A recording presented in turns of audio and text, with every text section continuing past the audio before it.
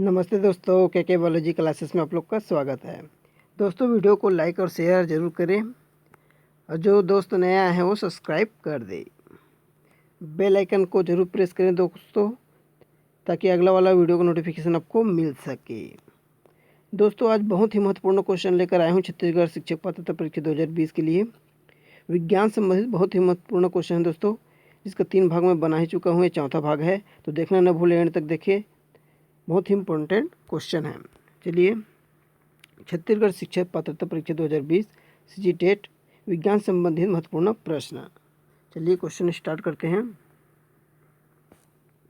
पहला क्वेश्चन है दोस्तों, मानव रुधिर में लाल रुधिराणुओं का आयु काल होता है। रेड ब्लड सेल होता है, उसका एज कितना होता है, आयु काल कितना होता है करके पूछ रहे हैं। तो ए दिया है 30 दिन, बी दिया है 60 दिन, सी दिया है 120 दिन, डी दिया है 15 घंटे। तो दोस्तों, अगर आंसर पता हो तो ज़रूर कमेंट करें। तो इसका सही आंसर है दोस्तों सी, क्योंकि जो रेड ब्लड होता है दोस्तों, उसका वायु काल होता है आयु का 120 दिन। क्योंकि हर 120 दिन के बाद क्या होता है, जो रेड ब्लड होता है वो डेथ हो जाता है, फिर नया रेड ब्लड फिर से बन जाता है। ऐसे होते रहता है दोस्तों हमारे शरीर में, जैसे कोशिका बनता है वैसी वो भी बनते रहता है। तो इसका आंसर है सी। दूसरा क्वेश्चन देखते हैं।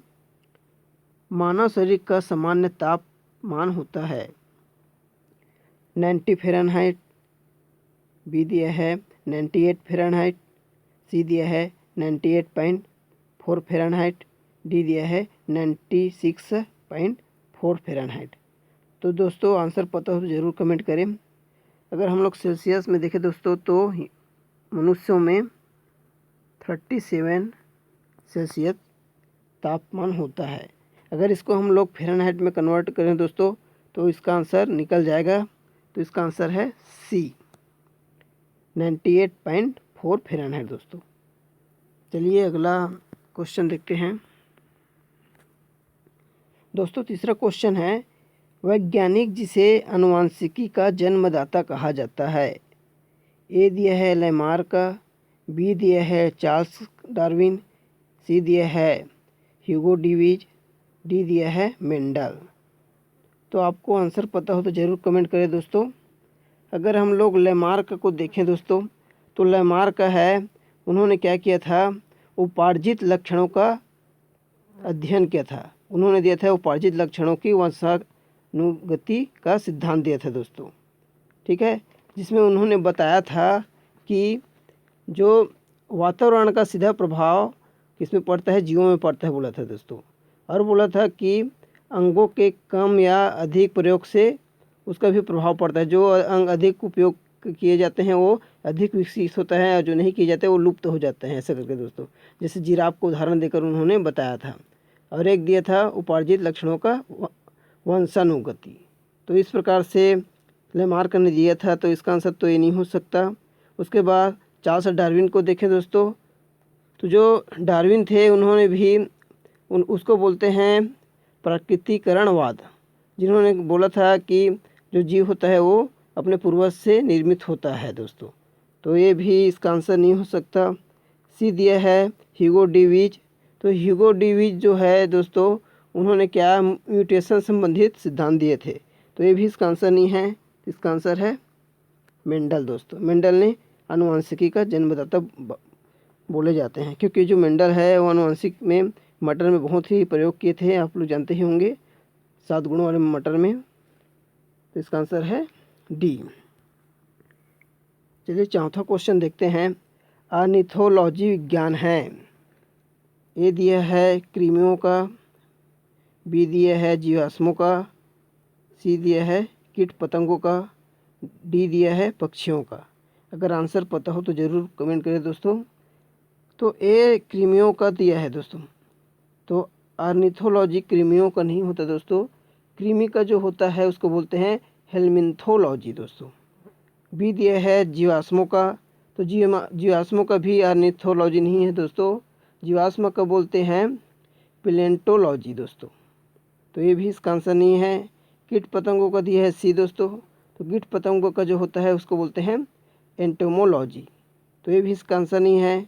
तो ऑर्निथोलॉजी विज्ञान का आंसर है, पक्षी वाले को बोलते हैं, जिसमें पक्षियों का अध्ययन किया जाता है उसको बोलते हैं ऑर्निथोलॉजी विज्ञान। चलिए अगला क्वेश्चन देखते हैं। 5वां क्वेश्चन है, विज्ञान की वह शाखा जिसका गांठ से संबंध है।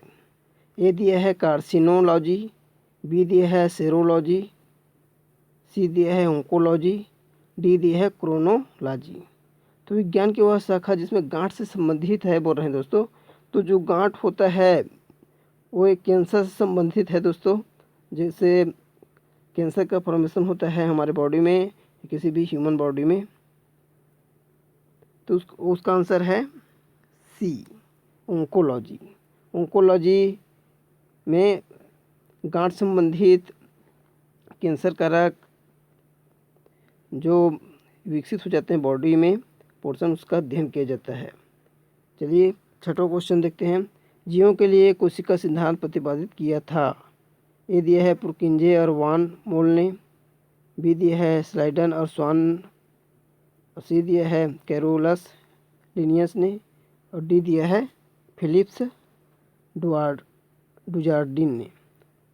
तो दोस्तों इसका आंसर है स्लाइडन और स्वान ने, बी आंसर है दोस्तों। जो स्लाइडन स्वान थे उन्होंने दोनों ही मिलकर कोशिका सिद्धांत का प्रतिपादन किया था, अध्ययन किया था। उन्होंने बोला था कि कोई भी जीव का निर्माण कोशिका से हुआ है और कोशिका के चारों तरफ कोशिका झिल्ली पाई जाती है दोस्तों। कोशिका को उन्होंने यूनिट ऑफ लाइफ बोला था, तो इसका आंसर बी है। चलिए अगला क्वेश्चन 7वां नंबर का क्वेश्चन है दोस्तों। मानव शरीर में पाए जाने वाली सबसे बड़ी कोशिका है। ए तंत्रिका कोशिका, बी पेशी कोशिका, सी यकृत कोशिका, डी वृक्क।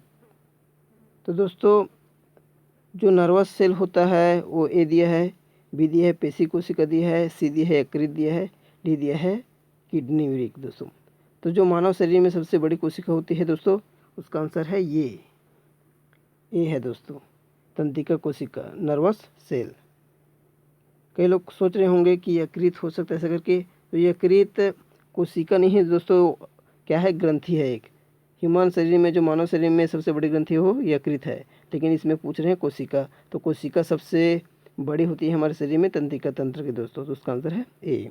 चलिए 8वां क्वेश्चन देखते हैं। लेग्यूमिनोवी कुल के पौधों की जड़ों की ग्रंथियों में होता है। ए दिया है नाइट्रिकारी जीवाणु, बी दिया है विनाइट्रिकारी जीवाणु, सी दिया है नाइट्रोजन स्थिरीकारक जीवाणु, डी दिया है नाइट्रोजन उत्पादक। तो इसका आंसर है दोस्तों, जो जड़ में होता है, रूट में होता है, लेग्यूम प्लांट होता है, जैसे कि अपना चना हो गया, मटर हो गया, तो उसमें पाया जाता है राइजोबियम दोस्तों, तो जिसमें पाया जाता है नाइट्रोजन स्थिरीकरण जीवाणु, नाइट्रोजन फिक्सेशन बैक्टीरिया दोस्तों। इसका आंसर है सी। चलिए अगला क्वेश्चन देखते हैं।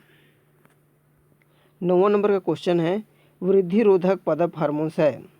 ए दिया है ऑक्जिन, बी दिया है ABA एब्सिसिक एसिड, सी दिया है एमाइलेस, डी दिया है इनमें से सभी की।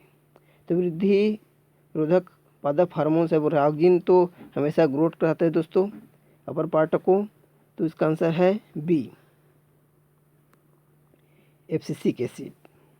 एब्सिसिक एसिड जो होता है हार्मोन्स, वो क्या करता है, जैसे ह्यूमन में पिट्यूटरी ग्लैंड होता है दोस्तों, उसी प्रकार से पौधों में, प्लांट में क्या होता है, एब्सिसिक एसिड होता है। किसी प्रकार से हार्मोन्स की अधिकता हो जाती है तो ये क्या करता है, कंट्रोल करता है। अधिक बढ़ रहे हैं तो उसको कंट्रोल करेगा, धूप में कंट्रोल करेगा, पानी में, बरसात में, सभी में इसका क्या करता है, कंट्रोल करते हैं। इसी कारण जैसे हम लोग का मास्टर ग्लैंड है, उसी टाइप में उसका भी मास्टर ग्लैंड क्या है, एब्सिसिक एसिड है। चलिए 10वां नंबर का क्वेश्चन है, प्रकाश संश्लेषण की अंधकार अभिक्रिया होती है। ए ग्रेना में, बी स्ट्रोमा में, सी मैट्रिक्स में, डी कोशिका द्रव्य में। तो प्रकाश संश्लेषण के अंधकार बोल रहे हैं, डार्कनेस अभिक्रिया रिएक्शन बोल रहे हैं। तो ये तो ग्रेना में होता है कि स्ट्रोमा में कि मैट्रिक्स में कि कोशिका द्रव्य में दोस्तों। अगर आंसर पता हो तो ज़रूर कमेंट करें। तो इसका आंसर है दोस्तों प्रकाश संश्लेषण बोल रहे हैं, अंधकार अभिक्रिया बोल रहे हैं, सॉरी। तो इसका आंसर तो ग्रेना नहीं हो सकता, स्ट्रोमा है दोस्तों, बी आंसर। स्ट्रोमा में क्या होता है, अंधकार की अभिक्रिया होता है, जो लाइट रिएक्शन होता है वो होता है ग्रेना में दोस्तों। इसका आंसर है बी।